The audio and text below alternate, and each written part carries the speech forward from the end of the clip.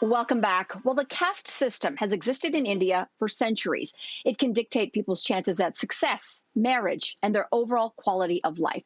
So, here to tell us more with her experience with casteism and also its prevalence right here in Canada, Meera Estrada joins the conversation. Welcome, Meera.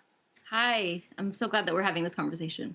We are too, Meera, and we're going to ask to start sort of with the basics. Can you tell us what Yes. casteism is? Yeah. And I mean, I want to start by being truly clear. I am not a historian, I'm not a scholar. I am simply somebody that wants to share my family story and my experience with casteism. And I say this because the history of the caste system is still quite hotly debated. But scholars generally agree that it dates back about 2,000 years when we're talking about the Hindu caste system. And generally speaking, it goes under four umbrella categories, starting at the top. If you think about it as a pyramid, there was the priests or the Brahmins. Then there was the Kshatriyas, who were the warriors and or the rulers. Then there was the Vaishyas, who were the farmers or the merchants, and then the Shudras, the laborers. Then below that pyramid, people that were considered so subpar, subcaste, these were known as the untouchables or the Dalits. So, if you can, Meera, share a little bit about your experience with casteism with your family and life back in India.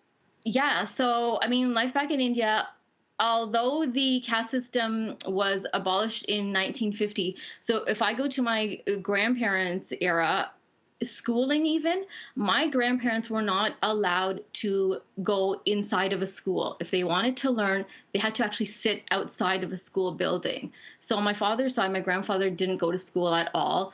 On my mother's side, my father was so adamant about learning. He actually learned to read and write sitting outside of a school building. Not only were we seen as impure, our shadows were seen as impure. So even sitting outside, if somebody from an upper caste walked by, you had to put your head into the mud because your shadow was even impure. They were not allowed to go inside the homes of upper caste people, not allowed of public buildings, temples. You could not walk on the same path. During my father's era, and I get very emotional speaking about this as well, my father was the era of segregation. He was allowed to go into school. He had to sit at the back of the classroom. If you can imagine roll call in school where they call your name for attendance, he was not given a name. He was not called by his name. He was called BC or backward class. Um, India is very hot. If you wanted a drink of water, his lips were considered filthy. An upper caste boy would hold the water jug up high, and my father would try to catch a drink of water. So the degradation, the humiliation on a daily basis, you're not called by your name even on a daily basis. And yet somehow my father went through school, got 2 degrees, so that we were able to leave India, as well as my mother. I find something quite remarkable, and also horrifying in that. Wow, unbelievable. So you say, Mira, that this is not just in India, that in fact casteism runs rampant right here in Canada. And you were born in the UK. You came here to Canada in the 80s. So take us through what your experience is of casteism here in our country. Yeah, and so I mean, I have not experienced that violence, the humiliation, the segregation that my father and my grandfather before him faced in India. What I experienced was a different kind. It was my worth that was always put into question. Because I can tell you now, even anybody here of South Asian descent, they know which caste they belong to. And so I was always questioning, am I from a good fit, a good family? Because you would hear about caste all the time. People would ask you point blank, what caste are you? And they would very be proud of the caste that they were from. But I never heard about lower caste. I would only hear about higher castes. And so I would always question, am I good? Am I worthy? And especially as I got older as well, and you think about, marriage is such a big thing in South Asian cultures, and people would talk about marriage and, this person is such a good boy, a good girl. And I would always think, am I not good? Because I didn't hear anything about my caste. And I just would think, I'm not a good person. Hearing you say this, Meera, I think one can understand why you stayed silent about being born into the untouchable caste for 40 years. But what motivated you to finally speak up? Yeah, I mean, I get actually very emotional when I speak about this because if you can imagine as a young adult, there's fear and shame in that of being not good enough, right? And so I would almost be like passing by as somebody that I'm not.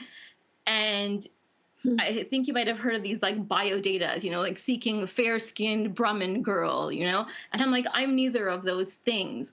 And I can't tell you, I think subconsciously I started dating non-Indians because I was so fearful of never being enough. Like me, just Meera, even being a good person, I would never be enough. So when my husband proposed to me and my parents said we want to even though he's not Indian at all, they said we want to tell him and his family about our caste. And so I remember them telling my mother-in-law and his uncle about our caste, and they didn't know what it was at all. They didn't care. They're like, but we love you, we don't even care, we don't know what that is. The weight of the world felt like it came off of my chest and my shoulders, and I felt like it was the first time that I could breathe. And I thought, these people are going to love me for me. And that's a horrible thing to have to live with for so many years, that you are not good enough because of some ridiculous thing that has nothing to do with you. So, Meera, this is so heartbreaking. And yet you found love in all of this. And I can see that you're still in pain. And you are also healing at the same time through this pain.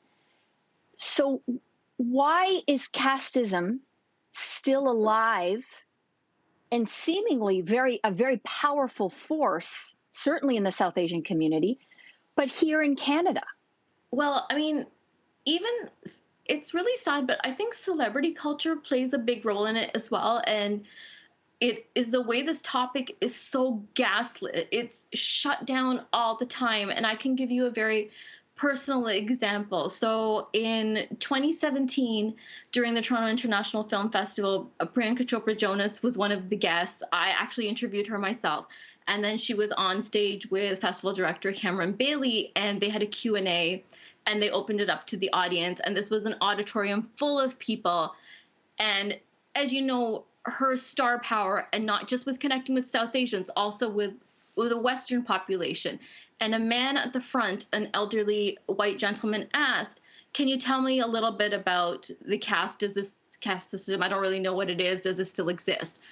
And what she had said was, she just brushed it off. She's like, no, that's something old. It's just in the villages and the rural parts of India. It doesn't even exist in the cities, and outside of India is long gone. I was ready to like jump out of my seat, because just that week I had a terrible experience with casteism, with somebody calling out something so derogatory about caste. And then she had said, there's lots of Indians here in the audience. If you agree, clap. And everybody started clapping. And so I just sort of shrugged back into my seat. Mm-hmm. And from that moment, I don't think she said it out of malice. She said it out of a place of just with blinders on, because when you're in a place of privilege, you almost don't even recognize what's going on. It's like my my closest friends, I only told 2 years ago, and they're like, we didn't know this was happening. I said, but you're in a place of privilege. I knew what caste you were because I would hear it all the time at your family parties, and this person, that person saying what upper caste you're from. So, Meera, you recently contributed to an anthology called Untold, and it features stories that explore the South Asian experience. What do you hope people take away from you sharing your experience with casteism? I honestly and truly, I'm so grateful for you guys to have this conversation with me. I want the conversation to be had, right? In the same way that we can open up our eyes and finally have these difficult conversations about racism. I want us to get uncomfortable and have conversations about casteism. And it can't just happen with me. It has to happen with people of all castes, of all cultures, opening their eyes and be willing to get a little uncomfortable and accept that there might be some fragility in that, and if it even just helps one person. I mean, I have a 20-year-old cousin in England, and she heard me speaking on a podcast the other day, and she said, I cried my whole way through because she's in her 20s. She said, I can't tell my best friend. I don't know how to tell her. This is somebody in the UK, born and raised in the UK, who is going through what I went through 20 years ago. And she's feeling like she's not good enough when she's more than good enough. So we need to have these conversations. Oh, there is such strength in your vulnerability to share. And Meera, thank you so, so much for having the courage to do so with us here today. Thank you. Thank you so much. We'll be back after this.